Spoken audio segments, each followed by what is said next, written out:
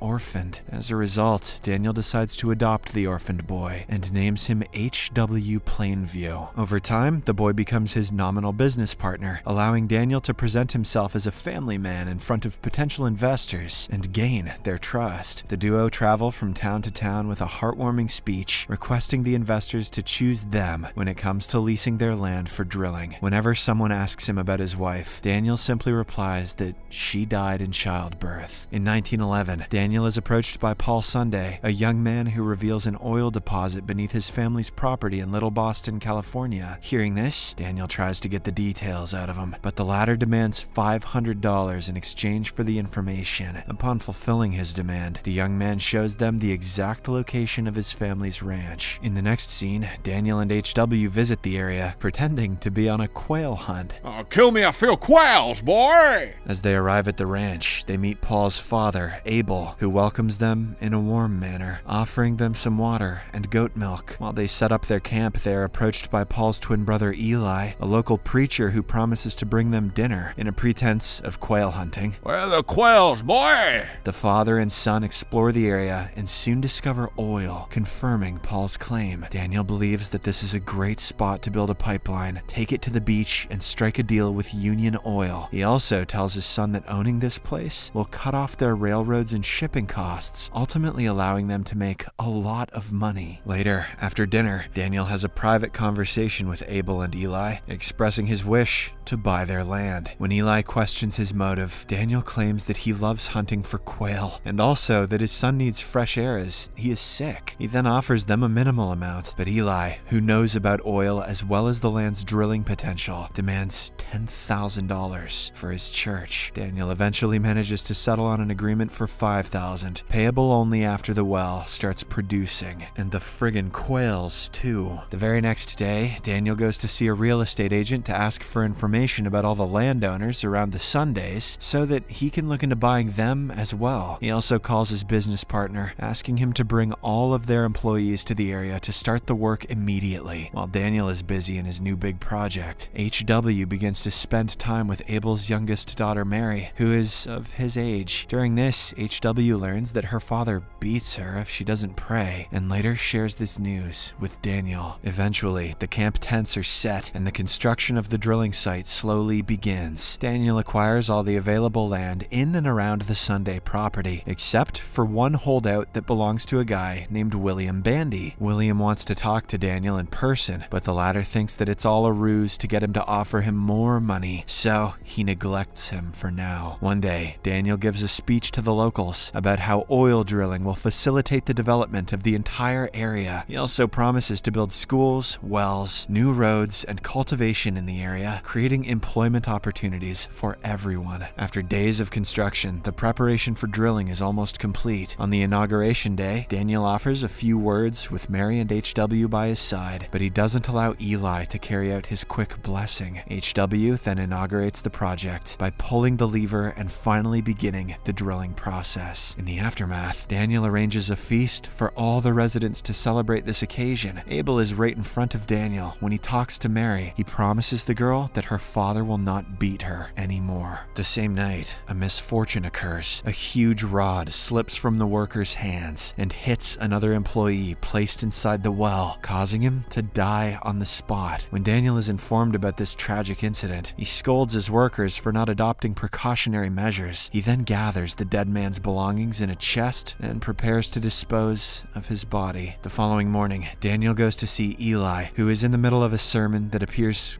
quite dramatic. Get out, demons! This scene made me hate Paul Dano. After the session, Daniel asks him to recite some prayer in honor of his dead employee. Although Eli agrees, he still believes that it's dangerous for the workers to work on an unblessed well. However, Daniel refuses to allow his men to attend church during their free time, as he believes that they must rest. A few days later, another incident breaks out. A gas leak causes a huge explosion. HW is right there during the incident, but Daniel rushes to save save him before the site catches fire. He brings him to a tent and asks if he's okay, but the boy is unable to hear anything. Turns out that the sound of the blast has deafened the boy. Moreover, the fire causes the entire drilling infrastructure to crumble down. The next day, the fire persists, so Daniel resorts to using dynamite to force the burning fuel and oxygen away from the fuel source, ultimately extinguishing the fire. That night, he sleeps cuddling with his son, who keeps on letting out a humming voice since he can't hear his own voice. In the later days, HW starts to spend all of his time in bed, visibly depressed. So, Daniel decides to find him a teacher from the city to help him through his disability. One day, Eli approaches Daniel in front of his workers and demands the money still owed to him. Daniel, who is already frustrated by the ongoing problems in his life, slaps and humiliates him. He also yells at him for not healing his son despite being a preacher. In a fit of rage, he drags him by his hair and drops him in a pool of oil, warning him against asking for the money again. Later, at the dinner table, Eli berates his father for trusting Daniel, referring to him as a foolish man. When the old man tries to reason, Eli attacks him, throwing him off the table. Some days later, an unknown man shows up at Daniel's door, claiming himself to be Henry Plainview, his half-brother. Daniel is initially hesitant to believe him, but he is convinced when Henry shows him proof, their sister's letter mentioning their father's demise 3 months prior. Inviting him inside, the brothers engage in a conversation, during which Henry shares that he also tried to do some drilling in the past, but he was never as successful as Daniel. He reveals that he got into some trouble, which made him serve the prison for some time. Afterwards, Daniel puts his son to bed and steps outside to continue chatting with his brother. This time, he asks the real motive why Henry showed up. In response, the latter asserts that he neither wants money nor favors. He just wants to work with him. The two then spend the evening drinking and sharing their past, although Daniel hides many details from him. On the other hand, HW believes that his father will now prioritize his brother over him, which makes him feel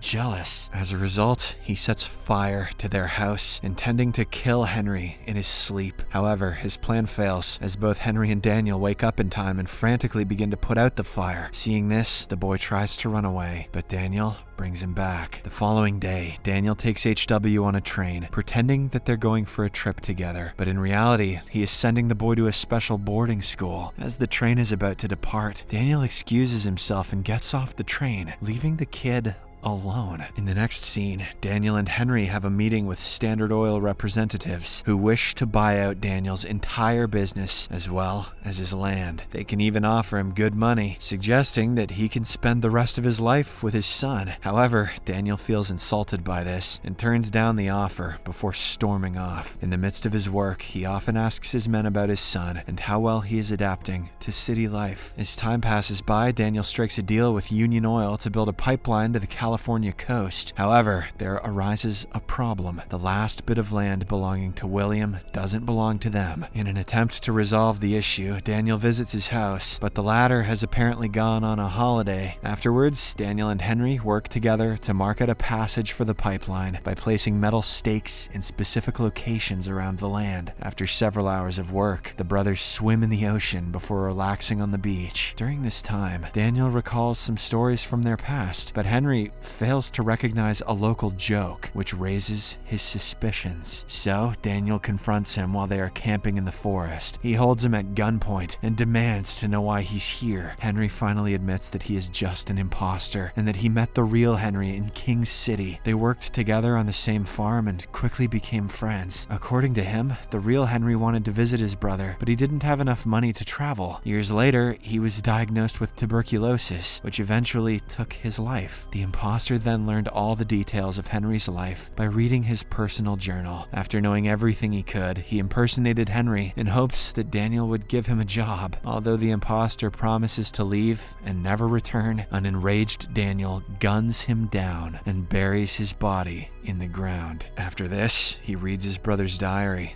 and weeps. The next morning, Daniel is awakened by William, who seems to be aware of the sin he committed the previous night. The old man then asks him to publicly repent and undergo baptism in Eli's church, because that's the only way he will permit Daniel to build the pipeline across his land, left with no other choice. Daniel accepts his condition for the sake of his project. William then takes him to the church, where Eli, as a part of his baptism, humiliates him and forces him into confessing that he abandoned his son. He also declares to the congregation that Daniel will be making a large donation to the church, which the latter can't refuse. From that point onwards, the construction of the pipeline commences without any issue. Apart from this, Daniel also brings HW back to him and apologizes for abandoning him. A teacher has also come with the boy so that he can continue learning sign language. That afternoon, Daniel takes his son to a restaurant where they come across the same representatives from Standard Oil. Daniel can't resist boasting about his huge deal with Union Oil. On the other hand, Eli leaves the place to do his missionary work. The scene then fast forwards to 1927, and HW, who is now an adult, marries Mary. We also see Daniel, who has become a very wealthy man, living in a huge mansion with several servants. However, living alone has made him alcoholic and depressed. One evening, HW, along with his interpreter, pays Daniel a visit to have a private conversation. He starts by saying that he loves him very much, but he misses working in the field. As a result, he has decided that he and Mary will be relocating to Mexico in order to establish his own drilling company. Daniel is infuriated to hear this and claims that this will only make them competitors. In a drunken rage, he then mocks HW's deafness and even spills the truth. He's not his son, but an orphan whom he used to make his business good. This revelation leaves HW heartbroken, so he walks away after asserting that he's glad there's no relation between them. Depressed and inebriated, Daniel then falls asleep in his bowling alley. On the following day, he is woken up by Eli, who is now a radio preacher. As they start conversing, Eli continuously reminds him that they are family-in-law, which provokes Daniel's anger. Eli also tells him about William's recent death, and that the property rights are now owned by William's grandson. Since his grandson is the church member, Eli offers to become a mediator and sell Daniel the property. The latter agrees on the condition that Eli acknowledges himself as a false prophet and deny God's existence. When Daniel offers him $100,000, Eli agrees and repeats the statement just like he made him